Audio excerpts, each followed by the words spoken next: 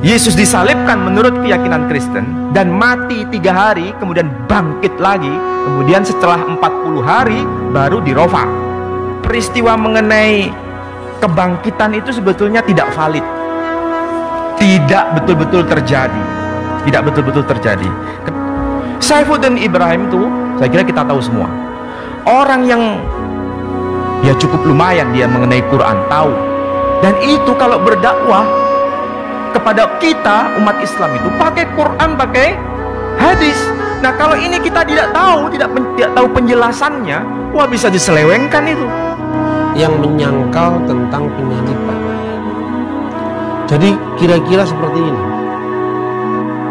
Jangan menggabungkan antara tafsiran teologis sebuah kitab suci dengan data historis.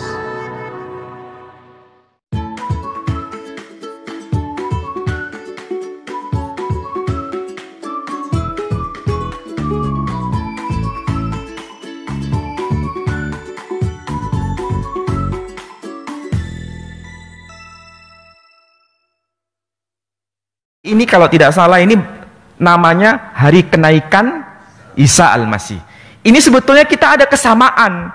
Kristen dan kita mengakui Nabi Isa atau Jesus Christ atau Yesus Kristus itu memang dirofa secara fisik. Tapi bedanya kalau pada saat Yesus disalibkan menurut keyakinan Kristen dan mati 3 hari, kemudian bangkit lagi, kemudian setelah 40 hari baru dirofa. Kalau keyakinan Muslim tidak begitu. Ketika beliau dikejar-kejar oleh Bani Israel, kemudian Allah langsung mengangkatnya, tidak melalui kematian dan tidak melalui kebangkitan. Nah, apakah betul keyakinan mereka kebangkitan itu ada? Ini agak aneh, makanya saya bawakan dokumen. Kebiasaan saya kalau saya menjelaskan itu pakai dokumen. Saya nggak mau bercerita seperti orang mendengar dongeng, saya nggak mau. Supaya apa? Kita cerdas, iman yang bernalar, dan dokumennya ada, bisa dicek. Di sini peristiwa mengenai kebangkitan itu sebetulnya tidak valid, tidak betul-betul terjadi, tidak betul-betul terjadi. Kenapa? Karena mengenai kebangkitan itu sebetulnya seharusnya tercatat dalam semua Injil, tapi ternyata hanya tercantum dalam Injil Matius saja. Injil Markus tidak memuat, Injil Lukas tidak memuat, Injil Yohanes juga tidak memuat. Yang memuat hanya Injil Matius saja. Nah, pada pasal yang ke-27, sebentar saya mau cari.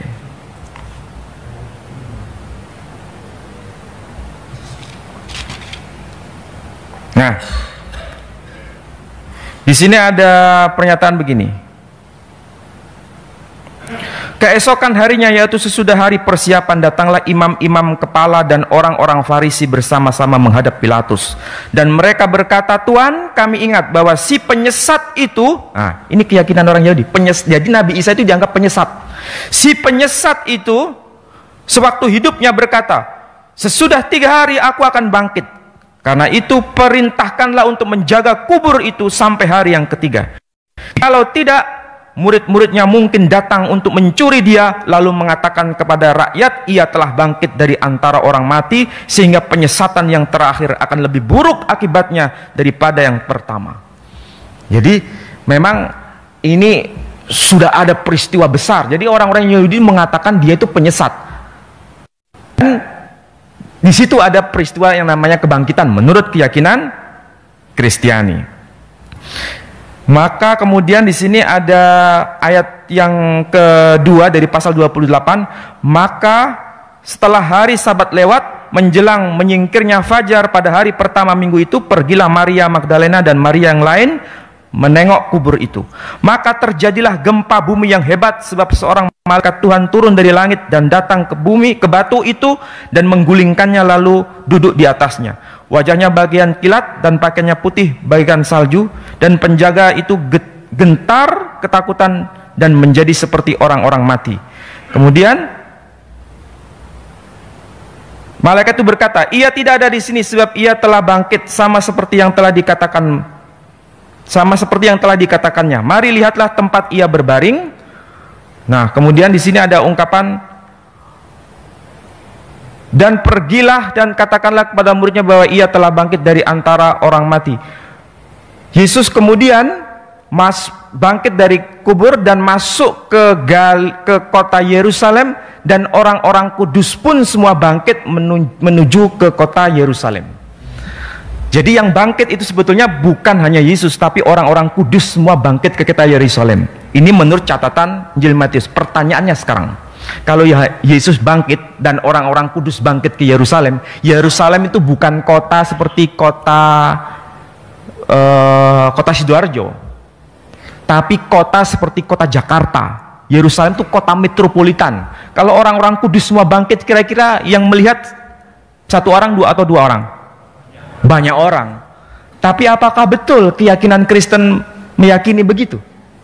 Tidak.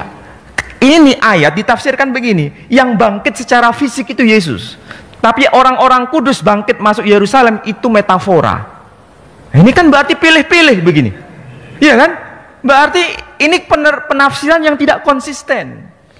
Apalagi catatan mengenai kebangkitan orang kudus masuk ke Yerusalem seharusnya tercatat dalam dokumen yang lain, tetapi Markus tidak menyebut, Lukas tidak menyebut, Yohanes tidak menyebut. Sejarawan Yahudi abad pertama yakni Flavius Josephus juga tidak menyebut mengenai peristiwa itu. Tidak ada kebangkitan itu. Berarti ini hanya merupakan hayalan dari Matius saja. Berarti apa yang berkaitan dengan kebangkitan itu betul-betul dokumennya tidak valid, hanya merupakan zon, angan-angan saja. Dan sebagaimana Quran juga mengatakan begitu. Jadi sekali lagi Bapak Ibu sekalian, ini Quran sudah mengatakan begitu. Mengatakan apa? Bahwa kita percaya adanya orang yang luar biasa, yakni Isa Al-Masih, tapi diyakini secara keliru. Dan ini kita harus luruskan, sebab jangan sampai kita menjadi korban mengutip ayat-ayat Quran seperti ini, nanti diselewengkan seperti kasus yang menimpa pada Saifuddin Ibrahim. Saifuddin Ibrahim itu, saya kira kita tahu semua, orang yang ya cukup lumayan dia mengenai Quran, tahu. Dan itu kalau berdakwah kepada kita umat Islam itu pakai Quran, pakai hadis. Nah kalau ini kita tidak tahu, tidak tahu penjelasannya, wah bisa diselewengkan itu oleh Saifuddin Ibrahim. Dan faktanya betul, dia betul-betul mau melakukan kristenisasi itu luar biasa. Melalui apa? Melalui Quran dan melalui hadis. Betul-betul melalui Quran dan hadis. Makanya kalau dikatakan di antara kita oleh orang-orang yang bukan kita ya, di antara kaum Kristiani itu selalu mengutip ayat. Biasanya begini, ayo coba cari dalam Al-Quran orang yang bergelar Al-Masih selain Yesus. Ayo cari, selain Yesus sendiri ada nggak? Maka kita orang awam pasti mengatakan begini, oh ya memang tidak ada kecuali hanya Isa Al-Masih, begitu kan? Nah dari sini kemudian kita dijerat. Apa penjeratannya? Kamu tahu nggak apa artinya Al-Masih? Nggak tahu saya. Al-Masih itu artinya juru selamat. Jadi kalau yang menjadi juru selamat satu-satunya itu adalah Yesus Kristus. Nabimu sendiri itu tidak bisa menyelamatkan. Sejarah yang menyangkal tentang penyaliban. Jadi kira-kira seperti ini.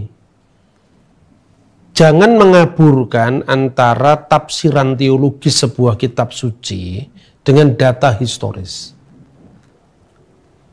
Bahwa ada penyangkalan tentang penyaliban Yesus itu pernah terjadi pada kelompok yang namanya kelompok Gnostik. Tapi ini tidak pernah menyangkal dalam makna bahwa Yesus tidak disalib, tidak. Sebab orang Gnostik itu memahami bahwa Yesus itu tidak benar-benar jadi manusia. Dia itu hanya entitas yang bukan ilahi, bukan manusia, tetapi entitas intermediary being yang tidak benar-benar real. Makanya menyalibkan Yesus sama dengan menyalibkan bayangan. Jadi bagaimana mungkin bayangan disalib? Itulah yang mulai muncul di abad keempat misalnya dengan kisah Yohanes. Tapi ini bukan Yohanes Rasul yang nulisnya abad keempat. Tetapi justru menariknya semua data sejarah abad pertama, abad kedua, justru tidak pernah menyangkal penyaliban. Dengan kata lain, tutuplah Alkitab itu. Gak usah dibaca Alkitab. Yesus disalib itu fakta sejarah. Saya berikan contoh. Misalnya ini karya Yosefus. Yosefus itu menulis buku panjang sekali. Dia menulis tahun 95 Masehi. Atau 90 sampai tahun 95. Dan ini tidak percaya Yesus ya? Ini orang Yahudi. Dia sejarawan Yahudi. Pernah dia berkhianat pada bangsanya. Dia dukung Roma. Makanya namanya dulunya Yosef ditambahi Flavius. Karena dari nama Kaisar Flavianus. Kemudian setelah bangsanya hancur, Bet Hamikdas, Baitul Maqdis, rumah suci Allah di Yerusalem dihancurkan oleh Jenderal Titus. Dia rupanya ada penyesalan. Lalu dia menebus penyesalannya itu dengan dia menulis buku Sejarah Kuno Bangsa Yahudi. Nah, inilah bukunya. Ini hanya salah satu dari buku jilid 18 dan 19. Ada kira-kira 20-an jilid. Itu tertulis di dalam bahasa Yunani dengan terjemahan bahasa Inggris, ya. Tapi juga ada yang terjemahan bahasa Arab, tapi itu teksnya Yunani dan Aramaik. Dia mengatakan Yesus disalib. Talmud Yahudi yang nyalib Yesus saja mengatakan Yesus itu disalib. Jadi tidak ada fakta sejarah manapun juga yang mengatakan Yesus tidak disalib. Karena ini fakta. Bahkan tanpa membaca Alkitab pun, kita bisa menentukan penyaliban itu terjadi pada masa siapa, siapa kaisarnya, siapakah wali negerinya, kapan Yesus disalib, kira-kira ancang-ancang tahunnya, tahun berapa, bulan berapa, cara matinya itu pasti disalib, tidak dengan cara yang lain. Sebut satu contoh misalnya. Seorang selain Yosefus, seorang ahli hukum Roma, dia menulis sekitar juga tahun 90-an, namanya Claudius Tacitus. Ahli hukum Roma sekaligus dia senator Roma. Dia menulis masa kapan Yesus disalib itu, pada zaman apa Yesus disalib. Tulisan ini aslinya dalam bahasa Latin. Dia mengatakan auctor nominis eius Christo. Kristus yang dari namanya itu istilah Kristen berasal, Tibero imperitate per procuratorem Pontium Pilatum supplicio adfectus erat. Kristus yang karena namanya itu muncul istilah Kristen telah disalibkan pada zaman Kaisar Tiberius di bawah prokurator kita, wali negeri kita, yaitu Pontius Pilatus. Jelas. Begitu juga Yosefus. Yosefus itu menulis dalam teks Ibrani Yunaninya, ya, itu jelas sekali dia menulis tentang penyaliban Yesus itu. Dia mengatakan apa? Cara matinya bagaimana? Disalib. Karena Yosefus mengatakan itu. Dia mengatakan begini, stauro epitettimikotos Pilato. Yang artinya apa? Pilatus telah mengeksekusinya dengan cara disalibkan. Jadi cara matinya disalib. Kemudian kapan dia disalib? Traktat Sanhedrin itu bagian dari kitab Talmud. Ini contohnya kitab Talmud, ya.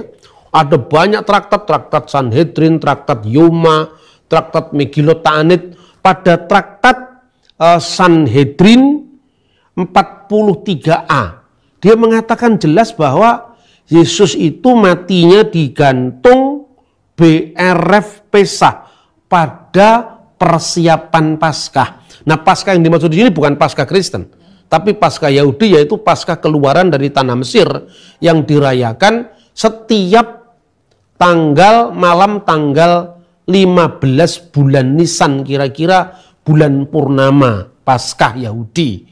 Kira-kira kalau tahun Masehi kita kira-kira bulan Maret.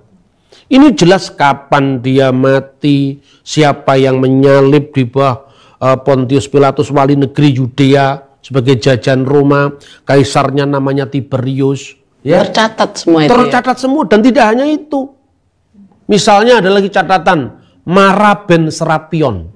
Dia ini adalah filosof Stoa yang hidup di Syria pada saat itu. Dia membandingkan kematian Plato, Sokrates, kematian Sokrates yang dicatat Plato seperti kematian Yesus. Dia raja orang Yahudi itu telah disalibkan. Hukumannya apa? Bangsa Yahudi terpencar-pencar di seluruh dunia setelah dia kalah perang. Itu nulisnya dekat dengan peristiwa.